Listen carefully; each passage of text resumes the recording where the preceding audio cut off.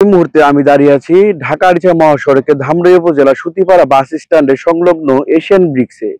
এই এশিয়ান ব্রিক্সে আমরা জানতে পেরেছি এইখানে কোনো আহ, পরিবেশ অধিদপ্তরের ছাড়পত্র নেই। ছাড়পত্র মেয়াদ উত্তীর্ণ হওয়ার পরে এই ইটভাটাটি পরিচালনা করছে। আমরা এসে সরেজমিনে দেখতে পাচ্ছি এখানে 3 ফসলি জমির মাটি কেটে এখানে প্রতিনিয়ত এই ইটভাটাটি পরিচালনা করা হচ্ছে। এখানে মাটির স্তূপ দেখা যাচ্ছে। এইখানে এই মাটির দিয়েই তৈরি হচ্ছে বিশাল কৃষি জমি নষ্ট করে এই ইট ভাটার মাঠ তৈরি করে এখানে কাঁচা ইট তৈরি করা হচ্ছে। এই কাঁচা ইটগুলোই কিন্তু দর্শক আহ ইট ভাটায় পুড়িয়ে আবার এগুলোই বাজারজাত করা হয়। কিন্তু প্রশাসনের আহ নিষেধাজ্ঞা অমান্য করে ইট ভাটাটি পরিচালনা করছে, কিন্তু প্রশাসন নির্বিকার এবং প্রশাসনের চোখে যেন একরকম ছাই দিয়ে রাখছে। দেখা যাচ্ছে যে আশেপাশের যে আবাসিক এলাকার ভিতরে এই ইট ভাটাটি পরিচালনা করা হচ্ছে, কিন্তু প্রশাসন কোনো নজরদারি দিচ্ছে না।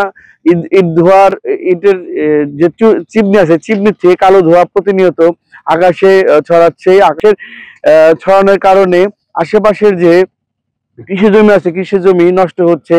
ইট ভাটার কারণে কোনো ফসল হচ্ছে না, আশেপাশে গাছ থেকে গাছে ফলন হচ্ছে না, কোনো কিছু হচ্ছে না।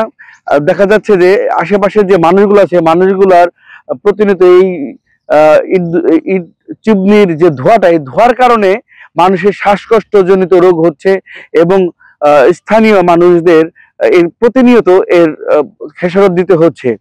আপনারা লক্ষ্য করে দেখবেন এখানে কিন্তু অলরেডি 2 থেকে 3 রাউন্ড ইট পুরানো হয়ে গিয়েছে, কিন্তু প্রশাসন এর কোনো ব্যবস্থা নিচ্ছে না। এখানে পরিবেশ অধিদপ্তরের কোনো ছাড়পত্র নেই। প্রশাসনের কোনো ছাড়পত্র।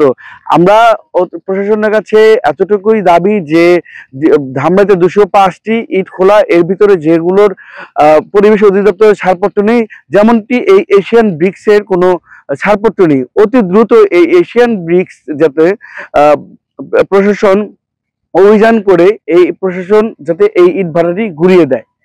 এই ছিল ধামরাই থেকে সর্বশেষ। মামুন আহমদ জয়, এশিয়ান টেলিভিশন।